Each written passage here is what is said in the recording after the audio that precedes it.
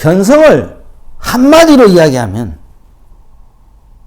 볼견자 성품 성자예요. 내 성품을 봤다. 참된 진리를 봤다. 내 안에 부처의 씨앗을 봤다. 그래서 견도 위에 들었다. 촉에 견성했다. 뭐 여러 가지 이야기들이 있어요. 그거 어떻게 증명하느냐? 화두로, 이심전심으로. 화두를 깨친 사람들끼리는 화두로서 이야기가 돼요. 선문선답으로. 그러면 다 알아요. 이심전심으로. 근데 화두를 깨치지 못한 사람은 아무리 들어도 이게 무슨 말인지 몰라.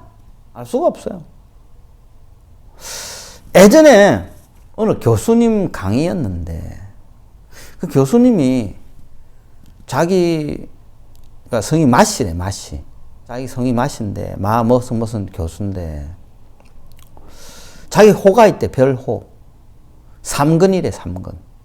마삼근이래. 그럼 이름 좀 특이하다. 호가 좀 특이하다. 이랬는데. 그게 뭐냐니까, 화두였어요. 어느 스님을 찾아뵀대. 불자였나봐. 이절저절 갔다가 그때 좀 마음이 안 좋고 했겠지. 그래서 스님한테 친견을 하면서 인사를 드리고 있으니까. 그래서 스님이 그러더래. 너는 이제 마삼거이다. 그러더래요. 그 한마디 하고 아무 말씀도 안 하고 그냥 돌아서 가셨대. 그래서, 자기 이름이, 자기 호를 삼근이다. 자기 성이 마신지는 어떻게 알았지? 내가 마신지? 그래서 마삼근. 야, 내 이름을 지어주시나 보다. 그래서 자기 호로 생각하고, 별호로 생각하고, 자기 그때부터 그 호로 쓴 거야. 근데 그게 아니었어요. 스님의 생각은. 스님의 생각이 뭐냐? 스님의 생각은 그거지. 화두를 내준 거지, 화두. 옛날 어느 스님이, 이제 내가 그 어느 스님이더라? 잊어먹었네. 하여튼, 큰 대사님께서 계셨는데, 어느 수행자가 찾아와서, 정법 안장이 무엇입니까? 참된 부처님의 법은 무엇입니까? 진리는 무엇입니까? 불법은 무엇입니까? 자성은 어디에 있습니까?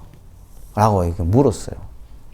여러 가지 이렇게 물을 때. 그러니까 이 스님이, 내가 한때 고향에 내려가서 그냥 농사를 지었어. 농사를 지었는데, 마농사를 지었어. 그리고 그 가을에 이제 수확을 했단 말이야? 근데 그 마가, 재보니까 3근이야. 수확한 마가. 그게 마삼근이에요. 그게 답이야. 이 사람이 질문에 대한 답이에요. 뭐야? 왜 갑자기 동문서답을 하지? 이렇게 들릴 수 있어요, 일반인들에게는. 스님, 불법이 뭡니까? 참된 성품 어디에 있습니까? 저 뜰 앞에 잣나무니라. 그 뜰 앞에 잣나무가 뭐지? 이게 뭘까?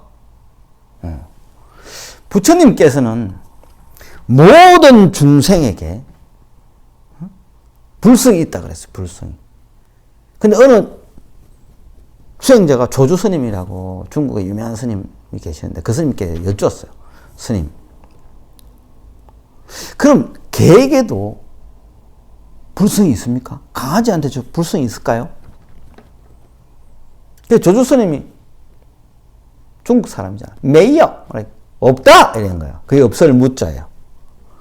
그게 무자 화두예요. 부처님은 있다. 유. 조주 스님은 없다. 무. 아니, 우는 게 맞아? 왜 없다 했을까? 분명히 부처님 있다 했는데 조주 스님 왜 없다 했을까? 진실로 거기 없는 것인가? 그게 화두예요. 이게 수행으로 들어가는, 어떻게 보면 진리로 들어가는 제일 빠른 길 수 있어요. 근데 어려워요. 그래서 우리 한국에는 내지는 중국에서도 그렇죠. 이 화두 참선을 제일 많이 해요. 어떻게 보면 제일 빠른 지름길처럼 느껴져요. 근데 이거는 진실을 아는 거, 진리를 알기 위한 수단이죠. 단박에 깨닫기 위한, 불법이 뭔지를 단박에 알기 위한 수단이에요, 화두는. 다른 수행을 통해서도 단박 깨달을 수 있는 게 많아요. 그러나 우리는 이제 우리나라에서는 화두를 통해서 주로 많이 하고, 또 이심전심으로 깨닫고 나면 큰 스님들께서 이심전심으로 선문선답으로 인가를 해줘요. 그래서 명맥이 쭉 전해져 내려왔죠. 뭐 성철 스님에게 이르기까지. 자, 화두 제가 설명드렸죠. 여러분들도 진정한 깨달음을 얻기 위해서는 사실 이 증명할 길은 이거밖에 없어요. 화두를 다 봐야 돼. 깨달음에 들면 이 모든 화두가 저절로 다 깨져야 돼요. 이치를 다 알게 되죠.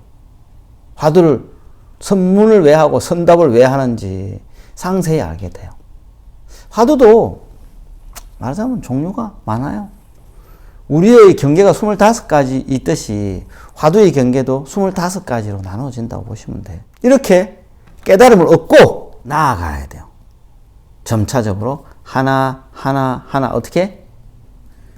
세금을 깨뜨리고 수음을 깨뜨리고 상음을 깨뜨리고 행음을 깨뜨리고 식음을 깨뜨려서 녹여버려서 원만하게 통한 경계로 들어가야 됩니다. 이로부터 참된 불교의 수행이 시작되는 거죠. 그로부터 점차적으로 또 나아가야 된다고 되어 있는데 사실 거기까지 가면 뭐 끝났어요. 수행은 더 이상 수행이라고 보기 어렵고 보살도를 행하는 거니까 거기까지만 가면 돼요. 무생법인 얻는 데까지만. 무생법인은 우리가 알고 있는 뭐 이렇게 쉽게 얻을 수 있는 경계가 아니에요. 몸과 마음이 완벽한 자유로운 경계가 무생법인이에요. 내가 무생법인을 얻었다? 이 세상 그 무엇도 나를 죽일 수 없어요. 그건 무서운 존재지. 이 세상 그 무엇도 나를 가둘 수도 없고 나를 핍박할 수 없어요. 완벽한 자유를 얻는 거나 마찬가지입니다. 깨달음이란. 여러분도 수행을 통해서 여러 가지 수행 방법이 있다 그랬죠. 네. 이거는통도 있고 또 다른 여러 가지도 있고 화두도 있어요. 올바른 화두. 올바른 화두가 뭐예요? 올바른 화두는 활구라 그러고 올바르지 못한 화두는 삭구라 그래요. 그런 말을 많이 써요. 그럼 무슨 말이냐? 살아있는 화두와 죽은 화두가 있다는 거죠. 수행자가 이 정말 궁금해 미치는 거야. 이게 뭐야 도대체? 반드시 알아야겠다. 라는 결연한 의지를 가지고 이렇게 화두 참선을 하는 거지. 이 먹고란 화두도 있어요. 여러 가지 화두가 많은데 각가나 내 발밑을 봐라 이 말인데 어떤 스님이 찾아와서 스님 불법이 뭡니까?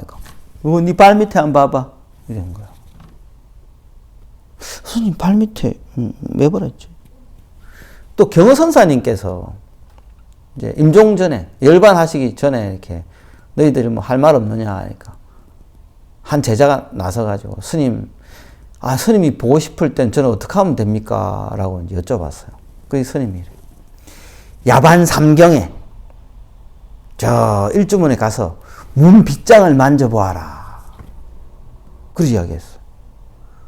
그래서 이제 스님이 열반하시고 난 뒤에 제자가 갑자기 스님이 이제 그리웠고 보고 싶고 그 자상하신 모습이 그리워서 문득 떠올란 거야. 야반 삼경에 문빗장을 만져봐라 했지. 그래 야반 삼경이 돼서 일주문 나가서 이렇게 문고리를 이렇게 만졌어요. 이렇게 왜 만지라 했지? 이거 왜 만지라 했을까? 너무 궁금한 거예요. 이게 활구예요.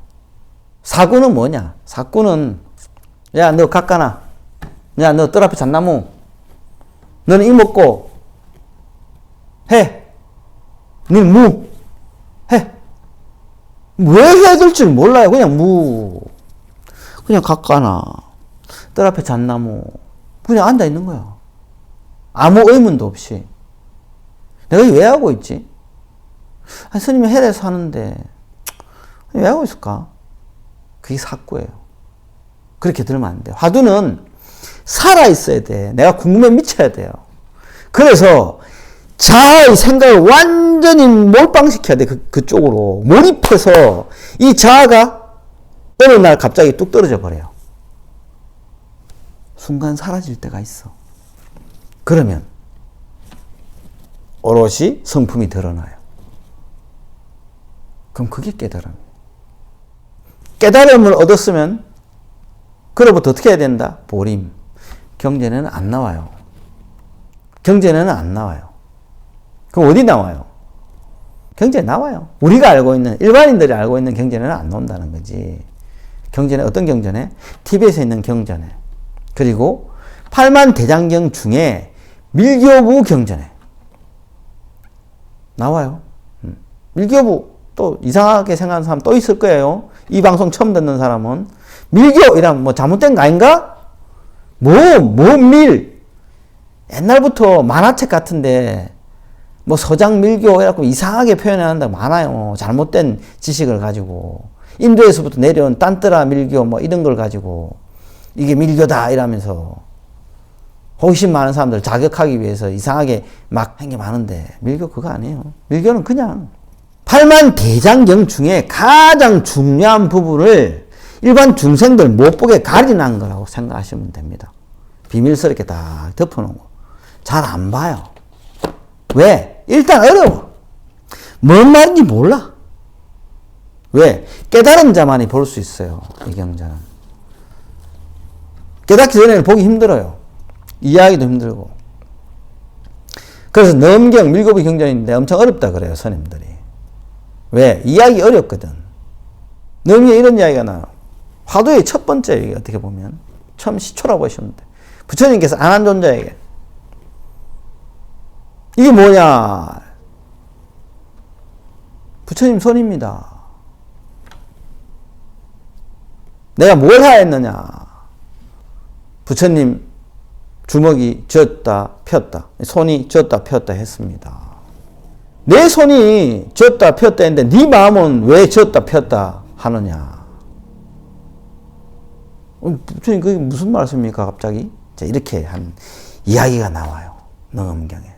첫 번째 화두예요. 이게 뭐냐? 이게 뭐예요? 그냥 손이지. 뭘 물어봐. 네 손바닥. 그렇게 생각하잖아요. 이게 뭐냐? 보통 이제 화두에 대한 질문은, 화두는 내 성품을 인지하라. 자아를 내려놓아라. 내 자아가 없는 곳을 보여달라. 뭐 이런 거예요. 그런 의미에서 선문선답이 있는 거예요. 네 자아가 없는 곳 보이지도 못했는데 뭐 어떻게 보여줘? 못 보여주는 거예요. 그래서 선문에 선답을 못해요. 예전에 우리 종정하신 서홍스님이라고 계세요. 백양사의 그 방장 지내신 스님이고. 그 스님께서 그러시더라고. 화두를, 저한테 화두를 한번 예전에 30년 전에 화두를 하나 주셨어요. 이게 뭐냐니까.